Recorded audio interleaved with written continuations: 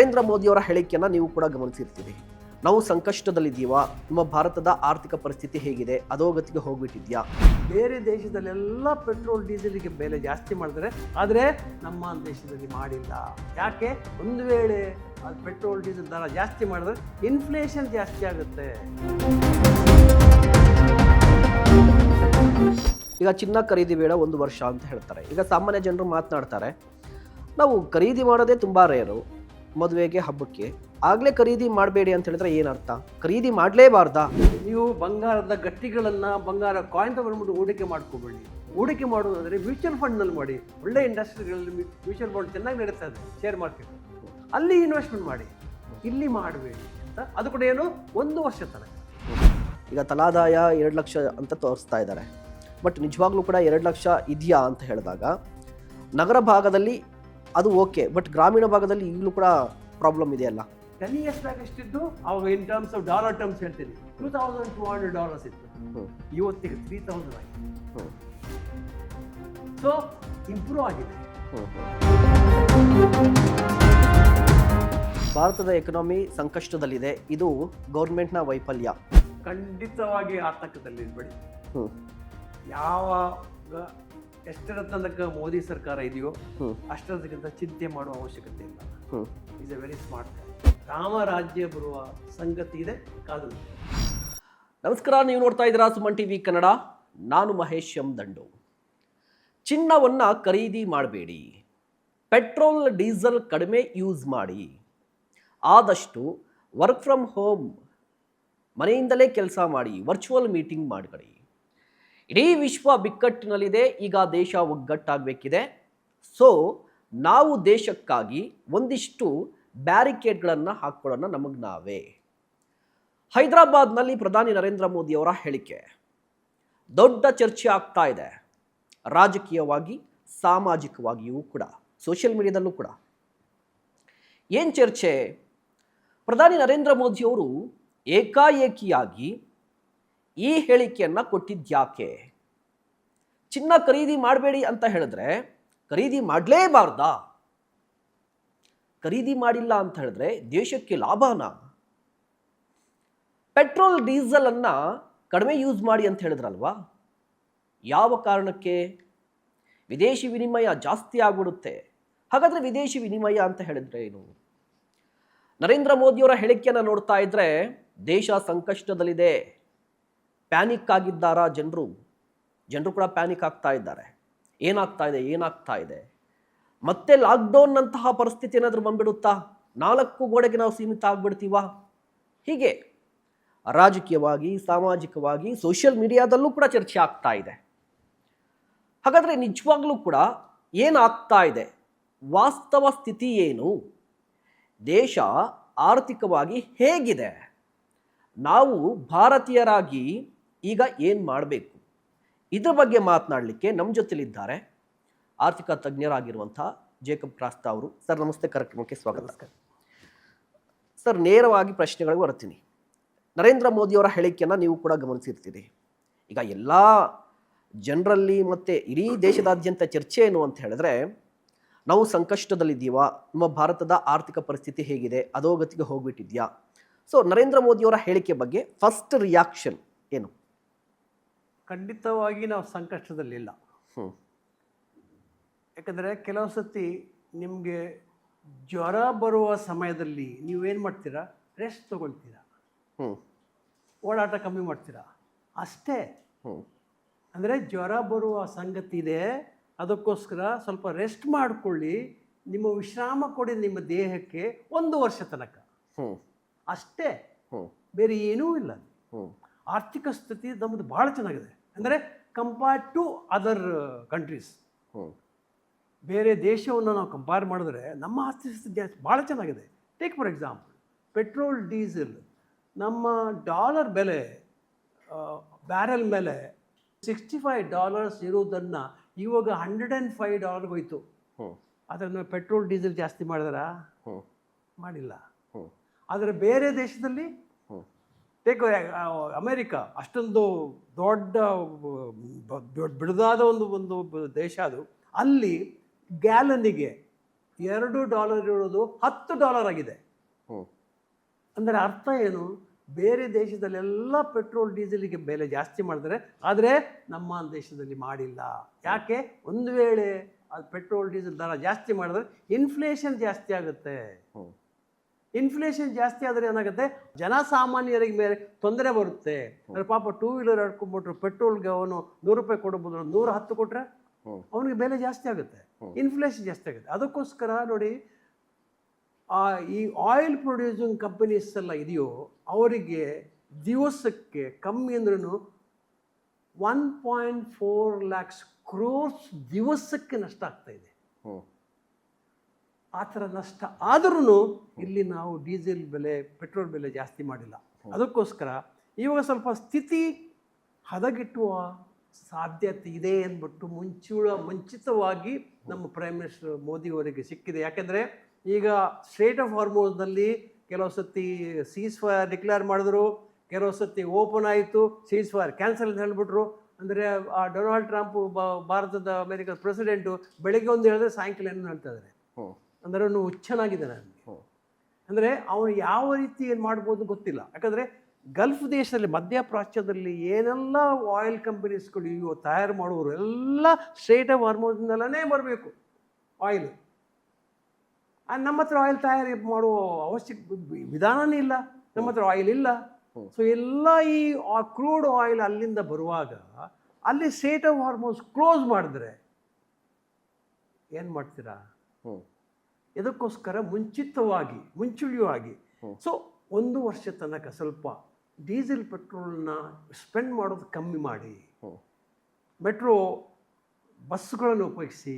ನಿಮ್ಮ ಒಬ್ಬನೇ ಟ್ರಾವೆಲ್ ಮಾಡೋದಾದರೆ ಟ್ರಾವೆಲ್ ಮಾಡಬೇಡಿ, ಜಾಯಿಂಟ್ ಒಂದು 4-5 ಜನ ಒಟ್ಟಿಗೆ ಸೇರಿ ಟ್ರಾವೆಲ್ ಮಾಡಿ.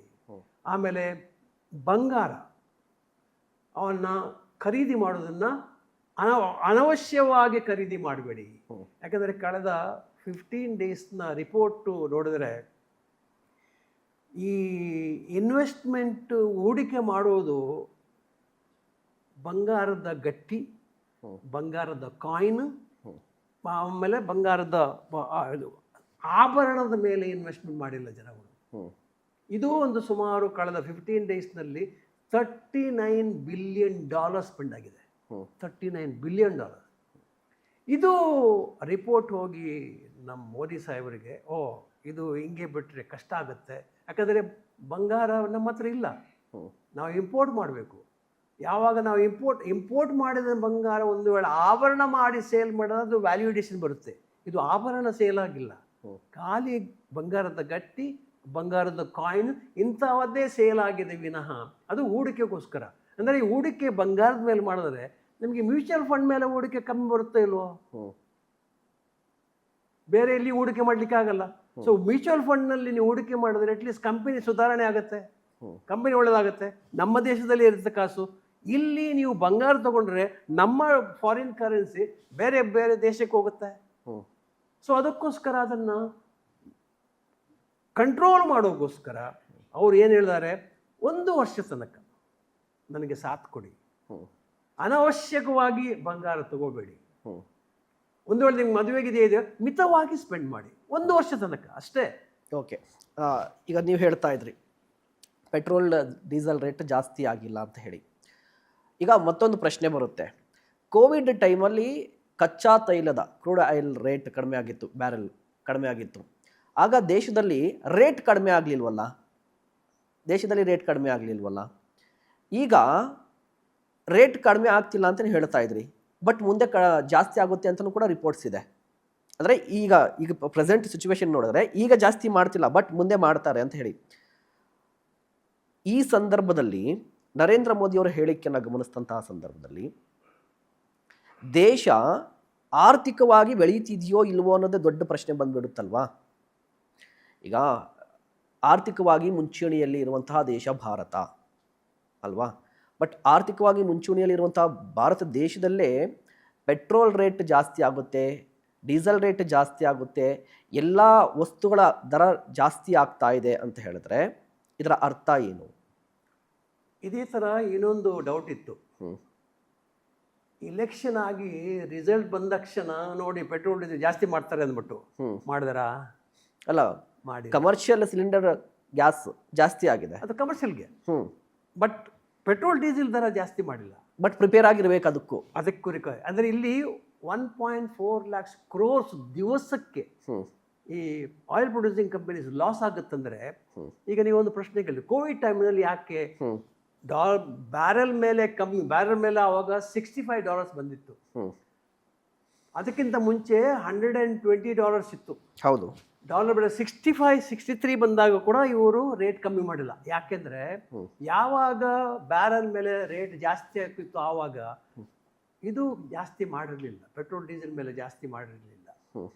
ಅದಕ್ಕೋಸ್ಕರ ಅವರು ಏನು ಮಾಡಿದ್ರು, ಈ ಸೆಂಟ್ರಲ್ ಎಕ್ಸೈಸ್ ಮತ್ತು ಟ್ಯಾಕ್ಸನ್ನು ಜಾಸ್ತಿ ಮಾಡಿಸಿದ್ರು. ಅಂದರೆ ಲೋಕಲ್ ಟ್ಯಾಕ್ಸ್ ಲೋಕಲ್ ಸ್ಟೇಟಿಗೆ ಬರುತ್ತೆ, ಸೆಂಟ್ರಲ್ ಎಕ್ಸೈಸ್ ಇರುವುದನ್ನು ಅದು ಸೆಂಟ್ರಲ್ ಗೌರ್ಮೆಂಟ್ಗೆ ಹೋಗುತ್ತೆ. ಅಂದರೆ ಕಂಪನ್ಸೇಷನ್ ಆಗಿ ಮಾಡಿಸಿದ್ರು.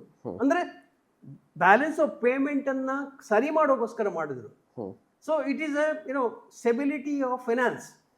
ಇದರಿಂದ ಆಯಿಲ್ ಪ್ರೊಡ್ಯೂಸಿಂಗ್ ಕಂಪನೀಸ್ ಕಾಸು ಮಾಡಿದ್ರು, ಪ್ರಾಫಿಟ್ ಮಾಡಿದ್ರು ಅಂತಲ್ಲ. ಆದರೆ ಇವಾಗ ಈ ಲಾಸ್ ಮಾಡೋದು ಇದೆಯಲ್ಲ, ಯಾರು ಕೊಡ್ತಾರೆ ಲಾಸು? ಅವರವರೇ ಸಹಿಕೋಬೇಕು. ಅದು over A period of time ಅವ್ರ ಲಾಸನ್ನು ರಿಕವರಿ ಆಗಬೇಕು, ಅದು ಬೇರೆ ಸಂಗತಿ. ಆದರೆ ಇವಾಗ ಯಾವಾಗ ಕೋವಿಡ್ ಪೀರಿಯಡ್ನಲ್ಲಿ ಬ್ಯಾರಲ್ ಮೇಲೆ ಕಮ್ಮಿ ಆದ್ರೂ ಮಾಡಿಲ್ಲ ಅಂದರೆ ಇದು ಓನ್ಲಿ ಬ್ಯಾಲೆನ್ಸ್ ಆಫ್ ಪೇಮೆಂಟನ್ನು ಸರಿ ಮಾಡೋಕ್ಕೋಸ್ಕರ ಅಲ್ಲದೆ ಬೇರೆ ಯಾವುದಕ್ಕೂ ಅಲ್ಲ. ತೊಂದರೆ ಕೊಡಬೇಕು ಅಂತಲ್ಲ. ಇದು ಯಾವತ್ತೂ ಮೋದಿ ಗೌರ್ಮೆಂಟ್ದು ವಿಚಾರ ಅಲ್ಲ ಅದು. ಯಾಕಂದರೆ ಎಕನಾಮಿಕ್ ಸಿಚುವೇಶನ್ ನೋಡ್ಕೊಂಡು ಮಾಡಬೇಕು. ಈವಾಗ ನೋಡಿ, ಇನ್ನು ಮುಂದಕ್ಕೆ ಹೋಗುವಾಗ ಇನ್ನು 1 ವರ್ಷಕ್ಕೆ ಬಹಳ ತೊಂದರೆಗಳ ಅನುಭವ ಒಂದು ಚಾನ್ಸಸ್ ಇದೆ ಅಂತ.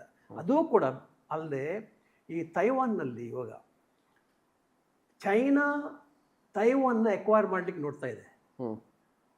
ಅದಕ್ಕೋಸ್ಕರ ನೋಡಿ, ತೈವಾನ್ ಸುತ್ತ ಎಲ್ಲ ಈ ನಮ್ಮ USA ಶಿಪ್ಗಳು ಬಂದು ಸೇಫ್ ಗಾರ್ಡ್ ಮಾಡ್ತಾ ಇದೆ. ಯಾವಾಗ USA ನಮ್ಮ ಅರ್ಜೆಂಟೀನಾವನ್ನು ಗೆದ್ಬಿಟ್ಟು ಚೀಫನ್ನು ಅರೆಸ್ಟ್ ಮಾಡಿಬಿಟ್ಟು ತೊಗೊಂಡ್ಬಿಟ್ಟು ಆಮೇಲೆ ನಾಗಾಲ್ಯಾಂಡ್ ಕೂಡ ತೊಗೋತೀನಿ ಅಂತ ಹೇಳಿದವನು ಈಗ ಸುಮ್ಮನಿದ್ದಾನೆ, ಡೊನಾಲ್ಡ್ ಟ್ರಂಪ್. ಇದೇ ರೀತಿಯಲ್ಲಿ ಜಿ ಜಿನ್ಪಿಂಗ್ ನಮ್ಮ ಚೈನಾಗೆ ಬರಬೇಕು ಅಂದ್ಬಿಟ್ಟು ತಯಾರು ಮಾಡ್ತಾ ಇದ್ದಾರೆ. ಇದು ಒಂದೇಳೆ ಆದರೆ ಇದೊಂದು ವರ್ಲ್ಡ್ ವಾರ್ ಆಗೋದು ಗ್ಯಾರಂಟಿ. ಆದರೆ ಇಲ್ಲಿ ಪಶ್ಚಿಮ ಪ್ರಾಚ್ಯದಲ್ಲಿ ಈ ವಾರ ಆಗುವುದು ನೋಡ್ಬಿಟ್ಟು ಈ ವರ್ಲ್ಡ್ ವಾರ್ ಆಗುತ್ತೆ ಅಂದ್ಬಿಟ್ಟು ಹೇಗೋ ಸಮವಾಗಿ ಕಡಿಮೆ ಆಯಿತು, ಪರವಾಗಿಲ್ಲ. ಆದರೆ ಇವಾಗ ಸ್ಟೇಟ್ ಆಫ್ ಹಾರ್ಮೋನ್ಸ್ನಲ್ಲಿ ಇನ್ನೂ ರಿಲೀಸ್ ಆಗಿಲ್ಲ. ಇವಾಗ ಯಾವಾಗ ಟ್ರಂಪ್ ರಿಲೀಸ್ ಮಾಡ್ತಾನೆ ಗೊತ್ತಿಲ್ಲ. ಸೊ ಈ working like A mad man. So ಅದಕ್ಕೋಸ್ಕರ ಏನು ಮಾಡ್ಲಿಕ್ಕಾಗಲ್ಲ, ಯಾಕಂದ್ರೆ ಅದು ನಮ್ಮ ಕೈಯಲ್ಲಿಲ್ಲ. ನಮ್ಮ ಕೈಯಲ್ಲಿ ಏನಿದೆ, ಮಿತವ್ಯಯ ಮಾಡಿಬಿಟ್ಟು ನಮ್ಮ ಇಕಾನಮಿನ ಕಂಟ್ರೋಲ್ ಮಾಡೋಣ. ನಮ್ಮ ಫಾರಿನ್ ಕರೆನ್ಸಿನ ಬೇರೆ ಕಡೆ ಕಳಿಸೋದು ಬೇಡ. ಯಾಕಂದರೆ ಬಂಗಾರ ಆಗಲಿ ಅಥವಾ ಆಯಿಲ್ ಆಗಲಿ ನಮ್ಮ ಕೈಲಿ ಇಲ್ಲ. ಸೊ ಯಾವಾಗ ನಮ್ಮ ಕೈಲಿ ಇಲ್ವೋ ನಾವು ಕಂಟ್ರೋಲ್ ಮಾಡಲಿಕ್ಕಾಗಲ್ಲ. ಎಷ್ಟೊಂದು ಖರ್ಚು ಮಾಡಲಿಕ್ಕಾಗುತ್ತೆ ಅಷ್ಟು ಮಾತ್ರ ಖರ್ಚು ಮಾಡಿ ಅಂದ್ಬಿಟ್ಟು ಹೇಳೋದು ಮೋದಿಯವರು ಖಂಡಿತ ಚೆನ್ನಾಗಿದೆ ಅಂತ ಹೇಳ್ಬಿಟ್ಟು, ಅದು ಕೂಡ ಪ್ರಿಕಾಷನರಿ ಮೆಜರ್, ಆಸ್ಟೆರಿಟಿ ಮೆಜರ್ಸ್ ಥರ. ಈಗ ಚಿನ್ನ ಖರೀದಿ ಬೇಡ 1 ವರ್ಷ ಅಂತ ಹೇಳ್ತಾರೆ. ಈಗ ಸಾಮಾನ್ಯ ಜನರು ಮಾತನಾಡ್ತಾರೆ, ನಾವು ಖರೀದಿ ಮಾಡೋದೇ ತುಂಬ ರೇರು, ಮದುವೆಗೆ ಹಬ್ಬಕ್ಕೆ, ಆಗಲೇ ಖರೀದಿ ಮಾಡಬೇಡಿ ಅಂತ ಹೇಳಿದ್ರೆ ಏನರ್ಥ? ಖರೀದಿ ಮಾಡಲೇಬಾರ್ದಾ? ಅಲ್ಲಿ ಭಾಳ ಸರಿಯಾಗಿ ಹೇಳಿದ್ದಾರೆ. ಆಭರಣ ಖರೀದಿ ಮಾಡಬೇಡಿ ಅಂತ ಹೇಳಲಿಲ್ಲ. ಈಗ ರಿಪೋರ್ಟ್ ಬಂದಿರೋದೇನು, ಗೋಲ್ಡ್ ಕಾಯಿನ್ಸ್, ಗೋಲ್ಡ್ ಅಚ್ಚಿಗಳನ್ನು ನೀವು ಹೂಡಿಕೆ ಮಾಡಿ ಇಟ್ಕೊಂಡಿದ್ದೀರಾ, ಅದು ಅನ್ನೆಸೆಸರಿ ಡೆಡ್ ಇನ್ವೆಸ್ಟ್ಮೆಂಟು. ನೀವು ಫಾರಿನ್ ಕರೆನ್ಸಿನ ವೇಸ್ಟ್ ಮಾಡೋದಂಗಾಗಲ್ವಾ? ಫಾರಿನ್ ಕರೆನ್ಸಿನೇ ಇವಾಗ ಡಾಲರ್ ಬೆಲೆ ಎಷ್ಟು 92, 93 ಇದ್ದದ್ದು ಇವಾಗ 95 ಮೇಲೆ ಹೋಗಿದೆ. ಮೋಸ್ಟ್ಲಿ ಇವತ್ತು 96 ಆಗಿಬಿಟ್ಟಿದೆ ರುಪೀಸು.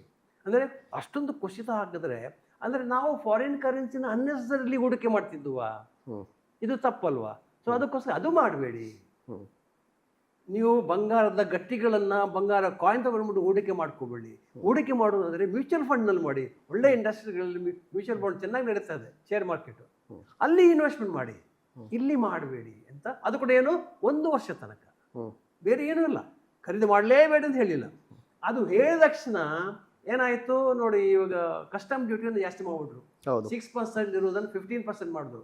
ಈಗ ಗ್ರಾಮ್ ಮೇಲೆ ಒಂದು 1500 1273 ರೂಪಾಯಿ ಜಾಸ್ತಿ ಆಗಿದೆ ಬಂಗಾರದ ಬೆಲೆ. ಸೊ ಬಂಗಾರದ ಬೆಲೆ ಜಾಸ್ತಿ ಆದರೆ ಯಾರು ಖರೀದಿ ಮಾಡಲ್ಲ, ಯಾವುದು ವೇಟ್ ಮಾಡ್ತಾರೆ, ಬಂಗಾರದ ಬೆಲೆ ಕಮ್ಮಿ ಆಗ್ಬೋದು. ಅಲ್ಲಿ ಈಗ ಪ್ರಶ್ನೆ ಬರೋದು, ಏನಾಗುತ್ತೆ ಬಂಗಾರದ ಈ ಜ್ಯುವೆಲರಿ ಮತ್ತು ಜೋಳು ಮಾಡೋದು ಬಿಸ್ನೆಸ್ ಮಾಡೋದು ಹೇಗೆ ಸ್ವಲ್ಪ ಹೋಲ್ಡ್ ಆನ್ ಮಾಡಿ.